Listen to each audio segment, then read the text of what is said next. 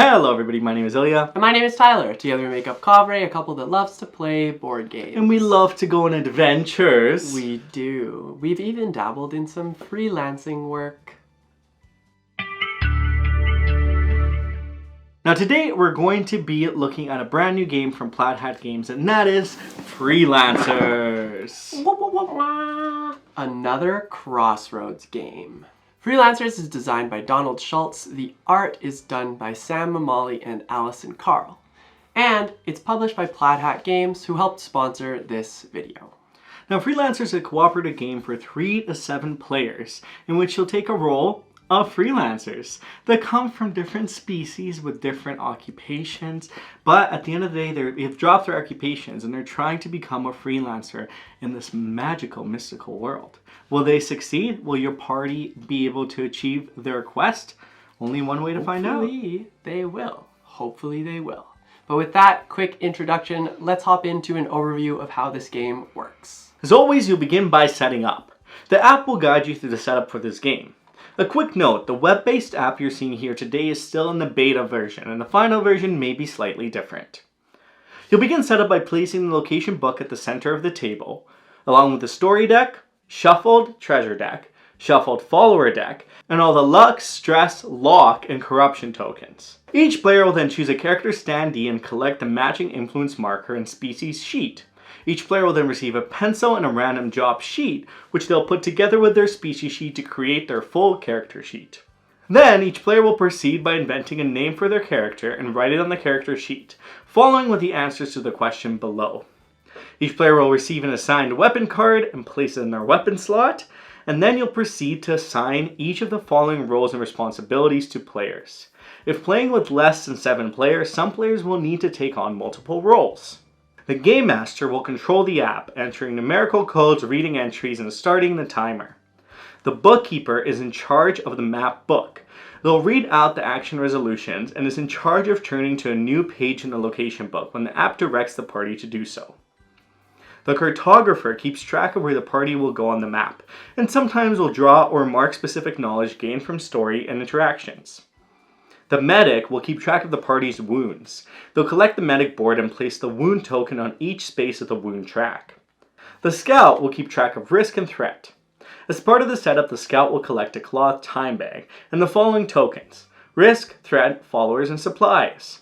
Risk and follower tokens, all the tokens that are yellow, will be placed in the bag. The Scout will then place the 5 threat tokens face down in the spaces in the threat tile in random order. Finally, the Scout will create separate piles for follower and supplies tokens to the side. The Lookout will keep track of the location dials that indicate enemy health and other game elements. And finally, the Influencer keeps track of player influence. They'll collect the Influencer board and place each player's influence markers in random order. Once all the roles have been selected, you're now ready to play. You'll first introduce your characters, filling in the blanks with the spaces you filled in earlier. You'll then choose the quest on the app. For the first time, you're recommended to play Wizards and Worms. The game will alternate between decisions that need to be made in the app and play within a location book. After some introductory story elements, you'll proceed to play within a location book. While in the location book, play will take place over the course of a round, which will have 3 phases that must be completed in order. You'll start off with the planning phase. Once you've turned the page of the book, you'll immediately start the timer and choose actions you wish to take. In order of highest to lowest influence, each player must choose an action by placing their standee on an available action space. If the timer runs out before the standees are placed, one player of your choice will gain 1 stress. Players are then still able to choose an action. As a rule of thumb, you'll avoid reading the action outcomes, and rather focus on using the names and guide symbols of each action to help you determine which actions to choose. Symbols to look out for here are limited actions, meaning only 1 player may choose this action, unlimited action, meaning any number of players may choose this action, locked action, meaning no player may choose this action, and required action, meaning that this action must be chosen this round exactly by 1 player. Once actions have been chosen, you'll resolve them top to bottom. The Bookkeeper will read the text of the corresponding space and have players resolve the corresponding actions. This will often involve gaining skill points, which in turn enhances your skills and sometimes provides you bonuses, such as experience or gold. Making skill checks, which involves rolling a 20-sided die along with a bonus die depending on your skill level, entering outcome numbers and progressing the story in the app, and much more. Once you've done your action, you'll remove your standee from the map. Play will proceed until every player has resolved the action corresponding to their standee. At this point, the end of the round phase occurs. You'll enter the number listed under the current page's round end section in the app. Listen or read the story and follow instructions provided by the app. And that's generally the game. You'll progress in the story collecting treasure, enhancing your character, progressing your own storyline along with the collective one of the group by moving on the map and exploring various map locations until the game ends. The game can end in 3 different ways.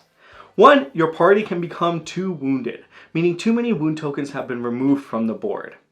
The second, your party can disband, which means the threat is too high and your quest has just become too daunting. And third, the game can end when your quest goal has been reached. If the entry states the players have completed the quest, the game is over. The more experience each player gains throughout the quest, the better their personal ending will be. Now, we won't spoil any of the story, but let's chat about some of the core mechanisms in the game. Skill checks. When making skill checks, you'll always roll a 20-sided die along with a bonus die depending on your skill level. You'll roll the 20-sided die and often an additional bonus die and add the result together. You'll add any modifiers you have for that skill from your treasures, story, and or follower cards, and consult the text associated with the skill check to resolve the option corresponding to your total. Tokens will be acquired throughout the game. Corruption tokens mean you may not roll a bonus die, but will be discarded after resolving a skill check. Luck tokens may be discarded to re-roll 1 die. You may do this multiple times. After rolling a die, you may also request help from a friend. Another player may gain 1 stress token to grant you the ability to re-roll 1 die. You may do this multiple times, however you cannot help yourself. Traveling on the map will be a core aspect of the game as well. When instructed by the app, together you'll consult the map and decide where you wish to go. You'll spend 1 time and proceed by marking location on the map and entering it in the app. Now, what does spending time mean? When the game asks you to spend time, the scout must draw a random token from the bag and resolve it. Risk tokens will progress the threat in the game. Anytime either of the risk tracks are full, the threat will progress. A threat token will be added to the bag, and all risk tokens will be discarded and added to the bag as well. Threat represents any potential danger ahead of the players. It'll often be referenced in the app and in skill checks. The token bag will also evolve throughout the game, with wound tokens acting as risk tokens of the player's choice, followers adding additional storyline elements and actions, supplies negating the effect of time, and threat having varying effects that negatively impact your game. You don't want to take up too much time conducting your quest. The last element we'll discuss is gaining titles. When a player obtains a title, they'll write it down on their character sheet and mark if the title is lawful or chaotic. Gaining titles will adjust outcomes within the game, as well as provide you opportunities to gain experience to further your own character stories. And that's Freelancers. Will your party successfully complete the tasks you've been assigned? Or will the threats just be too high and then you'll run away? Depends on which way you go, I suppose. You also could just get wounded, and that's not fun. That is not fun. No. Well, let's dive into Freelancers. What are some key takeaways from this game? What are some factors that might make you consider this game and check it out?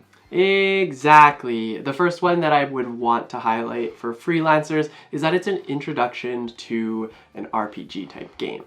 You get to walk through making your characters, picking what kind of occupations they have or backgrounds they have, and then you get asked some of these questions that are almost like what's the fill in the Mad blanks? Libs. Mad Libs. Yes. They're almost like Mad Libs, and then you get to know everybody's character a little bit more by them all reading a story to you.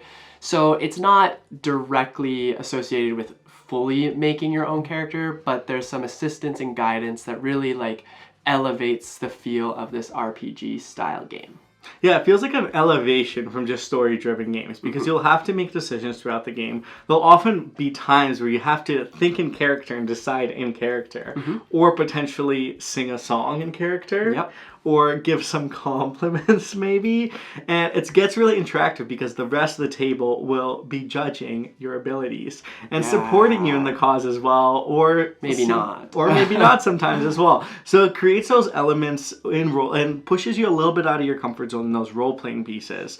So if you're looking for a game that's kind of in between those story-driven games and a full-on role-playing game, this game does exactly that. Mm-hmm. And the nice thing with the campaigns that we've been able to try is they are relatively playable in one day, which is always, or I guess one session I should say. You can always just sit down, do a campaign, and then you're free to save it if you would like, but the way that we've been able to do it is we've been able to get through both the campaigns that we've tried. Well, I think the saving piece is a really crucial aspect there. So you're able to save your game. So even if you want to take a break, it's really easy to save. The app will remember everything. And there's ways that you can really, without a lot of administration, save everything to be ready to go for the next time as well. Yes, which brings me to the next point, because you kind of already touched on it already, but the app integration into this game is quite awesome. And it's very smooth, I would say. The way that you're able to save, like Ilya had already mentioned, the way that it kind of helps drive that story into these moments where you as players have to judge or compliment or comment on what other players are doing, so that they can kind of lean into their character a little bit more, asking themselves like, well, what would my character do in this situation? It really drives forward that narrative because it does put you in those situations. And it's a lot of fun to be able to just rely on that app piece, but also still be able to enjoy the presence that is created through all the other components in the game as well. And this is something that Plaid Hat is really good at. And especially with this game too, like the setup can be done entirely through the app. So you don't even have to open the rulebook. You can simply go to the app, get the game set up, and it'll guide you through that first session, teaching you a lot of the core concepts, and it becomes really intuitive, which is really nice, and also friendly and approachable, so you don't have to wait and kind of sift through what is actually happening in this game. The other element too is it's so lovely to have things voiced to you, especially with such fun and charismatic voices that have character that you just really get to know over the game as well. And that it creates that ambiance of a really immersive experience throughout the game. Yeah, and it also encourages you to do it yourself. So I think that that's a lot of fun. You can play off one another and play off the app as you go to play. So it is one of those things that with an app that they've done a good job at integrating it into this game. Supporting that administration. I think that brings us to the next point around the game's theme. And this is something I simply adore. We were able to dive into this world with completely different characters that have come together to be this team. And you also have your followers, which contribute to your gameplay and the story. And there's just so much to uncover. And I will say, without giving spoilers away, there are some surprises in this game that you just will not see coming. And they are those moments at the table that you're able to come back to and say, remember when this happened? And inside jokes as well. Oh yeah. Like, I feel like this game is so good for that, that I wish I could say more, but I don't want to spoil it. Yeah, it's like, I feel this can broadly be said about a lot of RPG games, and it's good to see that this particular game kind of mends both the board game and RPG world together and allows you to have those experiences that you might not get in your standard board game. And a lot of your decisions is really player driven. So do you want to take this map? Do you want to take the longer route? Will time pay off, or will it potentially increase your threat and make the gameplay much harder later in the game? There's a lot of choices you have to make. And behind all those choices, there's humor, there's some mystery, there's some deduction that you'll have to do, and a way for everybody to really demonstrate their talents, because all of a sudden, the cartographer is drawing this beautiful something on the map. Yeah. Beautiful something. Beautiful something.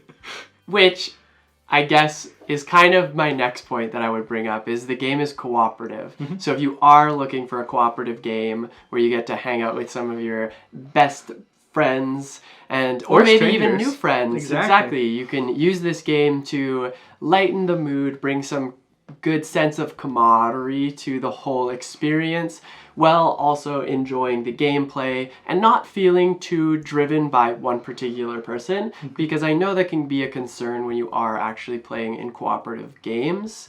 This game, like I said before, uses that app to almost dictate who gets to decide. And although there are opportunities for you to discuss amongst your friends what you might be doing next, I think it does a good job at saying, okay, well, who gets the who has the most influence in the group right now, who gets to make those decisions, and then you end up losing that influence. Somebody else gets to make those decisions, or you can collaborate and work together and make that decision together. I think one thing I like too about this cooperative nature of this game is the asking your friends for help. Yeah. You're able to ask somebody for help, but then they have to sacrifice their own health to allow you to re-roll. And that's a really interesting dynamic, because maybe as a group you really want this person to succeed. Yeah. But are you really willing to give up your own health? And I think that creates a really fun dynamic and discussion around the table of what to really do next. Yeah, I 100% agree. And then I think our last point that I would bring up is a lot of you might be thinking, oh, hey, this sounds a lot like Forgotten Waters. And yes, it uses the core system that Forgotten Waters has. So this Crossroad game type system where you are being driven into these decision points where you've got to decide where you want to go and, well, make the crossroads happen kind of thing. So the game does definitely give vibes of Forgotten Waters. There are some slight changes that we can chat about now that they've done to make this game unique and also, in my opinion, smooth out some of the Forgotten Water system pieces that I really enjoyed as well. Yeah, it really takes some of those core mechanics and just really modifies them to fit the theme as well. Yes. Because obviously, as freelancers, you're not going to go out sailing on a pirate ship. Yeah, of course. Instead, you'll go explore various maps and have campfires that recharge you and get you ready for the next day, exploring your own stories. But what I really like about this system is it takes that skill check and kind of elevates it a little bit, where you're always rolling that D20, the 20-sided die. And potentially a range of one other die as well, depending how good that skill is. Yeah. And that's really fun, because I feel like it just elevates that luck element, but you can always build upon it with your treasures and your story cards and your follower cards as well to boost some of those skill sets. So in the end, you can come out really successful.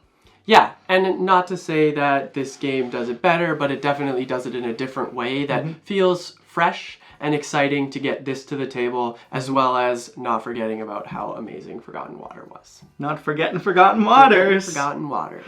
Yeah, I think if you enjoyed Forgotten Waters, this game is honestly a must, because it really complements a lot of what was done well in the game, but allows you a whole new universe with a whole different narrative to explore, to experience, and to learn a little bit more about these various species of all the characters. There's a lot to choose from. There are a lot of characters, which makes this game very exciting. But basically, in summary, what we've got here is Freelancers, a new game, Crossroads game that's like an intro to an RPG. We've got this cooperative aspect that plays up to 7 players, which is amazing. The theme really shines through as you're playing as freelancers. And of course, the core system exists as if it was from the Forgotten Waters world, but have some unique twists that really make this game its own. And I know we use the word app a lot, but you actually don't have to download any app. It's all web-based. You just go to a website and everything is really easy to input. It's very approachable and user-friendly. And I'm sure you can learn more about this game if you just click that link down below. You can learn more about Freelancers, the release date, the pre-order, and anything and everything above. Anything and everything above. Yeah, that. Exactly. Now for our question of the day. If you were a freelancer, but you were not a human, what species would you be? And what sort of freelancer work would you do? Would you be a marketing dolphin? Would you be a... shell smashing otter? This guy. Why would they shell smash? Well, I'd be opening oysters for people. A shuckster oyster? Yeah, I'd be shucking oysters. To find the pearls? I get to keep the pearls. But people get to eat the oysters. Get to eat the oysters. Will you sneak some as the otter? Maybe. Well, thank you so much for watching. If you enjoyed our video, make sure to hit that thumbs up. Press that subscribe button if you're new here, because we make board game content on a weekly basis. And if you want to chat, more freelancers have any questions, dive in those comments. We're happy to explore this game further, and we can't wait to play the rest of the scenarios. Exactly. Until next time, though, we will see you later. Bye!